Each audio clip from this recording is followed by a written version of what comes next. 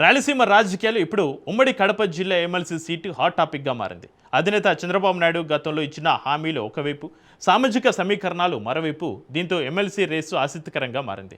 అన్నమయ్య జిల్లా టీడీపీ అధ్యక్షుడు సుగవాసి ప్రసాద్ బాబుకు అవకాశం దక్కుతుందా, లేక తెలుగుదేశం పార్టీ జాతీయ ఉపాధ్యక్షుడు హరిప్రసాద్కు అధిష్టానం గ్రీన్ సిగ్నల్ ఇస్తుందా? మరి చంద్రబాబు ముందు ఉన్న ఆప్షన్లు ఏంటి? ప్రస్తుతం కడప రాజకీయ వర్గాలు వినిపిస్తున్న ఆఫ్ ద రికార్డ్ చర్చ ఏంటో ఒకసారి చూద్దాం. ఎమ్మెల్సీ అంటే కేవలం ఒక పదవి మాత్రమే కాదు, చాలా సందర్భాల్లో అది భవిష్యత్తు రాజకీయాలకు పునాది కూడా అవుతుంది. ముఖ్యంగా ఎమ్మెల్యే టికెట్ రాకపోయినా పార్టీలో కీలక బాధ్యతలు నిర్వహించిన వారికి గుర్తింపుగా ఎమ్మెల్సీ ఇస్తుంటారు. అందుకే ఈ పదవిపై ఆశలు కూడా భారీగానే ఉంటాయి.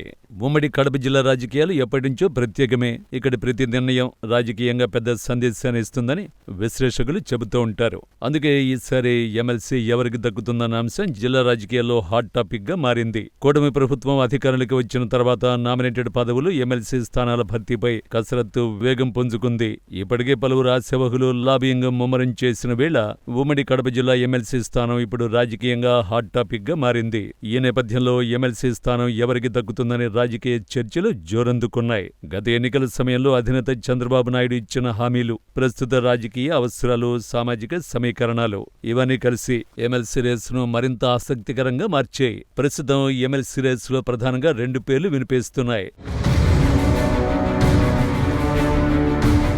ఈ రేసులో ముందుగా వినిపిస్తున్న పేరు అన్నమయ్య జిల్లా టీడీపీ అధ్యక్షుడు సుగవాసి ప్రసాద్ బాబు. సుదీర్ఘకాలంగా పార్టీ కోసం పనిచేస్తున్న ఆయన కుటుంబానికి టీడీపీలో ప్రత్యేక గుర్తింపు ఉంది. గతంలో కడప, అన్నమయ్య జిల్లాల పర్యటన సందర్భంగా ప్రసాద్ బాబుకు ఎమ్మెల్సీ అవకాశం కల్పిస్తామని చంద్రబాబు నాయుడు హామీ ఇచ్చారని ఆయన అనుచరులు గుర్తు చేస్తున్నారు. ఆయన తండ్రి సుగవాసి పాలకొండరాయుడు కూడా పార్టీ సీనియర్ నాయకుడిగా గుర్తింపు పొందారు. దీంతో గత హామీ, కుటుంబ విధేయత, జిల్లా అధ్యక్షుడిగా చేసిన సేవలు తమకు అనుకూలంగా మారుతాయని ప్రసాద్ బాబు విశ్వసిస్తోంది. అయితే మరోవైపు తెలుగుదేశం పార్టీ జాతీయ ఉపాధ్యక్షుడు హరిప్రసాద్ పేరు కూడా బలంగానే వినిపిస్తోంది. బలిజ సామాజిక వర్గానికి చెందిన హరిప్రసాద్ కు పార్టీ అధిష్టానంలో మంచి గుర్తింపు ఉందని చెబుతున్నారు.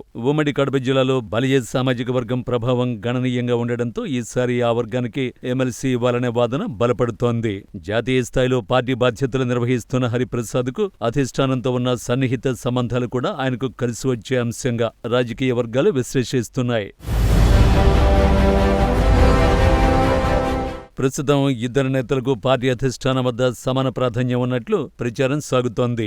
ఒకవైపు గతంలో ఇచ్చిన హామీని నిలబెట్టవలసిన పరిస్థితి, మరోవైపు సామాజిక సమీకరణాలను సమతుల్యం చేయాల్సిన అవసరం. ఈ రెండింటి మధ్య చంద్రబాబు నాయుడు ఎలాంటి నిర్ణయం తీసుకుంటారన్నది ఆసక్తికరంగా మారింది. అయితే ఈ ఇద్దరిలో ఒకరికి ఎమ్మెల్సీ అవకాశం కల్పిస్తే మరొకరికి కార్పొరేషన్ చైర్మన్ లేదా మరో కీలక నామినేటెడ్ పదవి ఇచ్చి సమతుల్యం చేసే ఆలోచన కూడా అధిష్టానం పరిశీలిస్తున్నట్లు రాజకీయ వర్గాలు ప్రచారం జరుగుతోంది.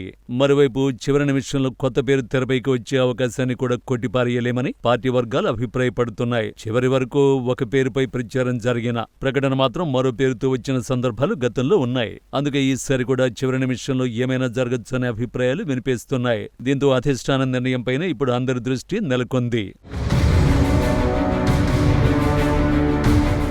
మొత్తానికి ఉమ్మడి కడప జిల్లా ఎమ్మెల్సీ స్థానం ఇటు కడప, అటు అన్నమయ్య జిల్లాలో రాజకీయ వేడిని పెంచుతోంది. ఆశావహుల లాబియింగ్ ఊపందుకున్న వేళ అధినేత చంద్రబాబు నాయుడు ఎలాంటి నిర్ణయం తీసుకుంటారు అన్నది ఇప్పుడు హాట్ టాపిక్ గా మారింది. అయితే తుది నిర్ణయం తీసుకునే ముందు జిల్లా నాయకుల అభిప్రాయాలు, స్థానిక రాజకీయ పరిస్థితులు, పార్టీ అంతర్గత సమీకరణలు కూడా పరిగణనలోకి వచ్చే అవకాశం ఉందని రాజకీయ వర్గాలు భావిస్తున్నాయి.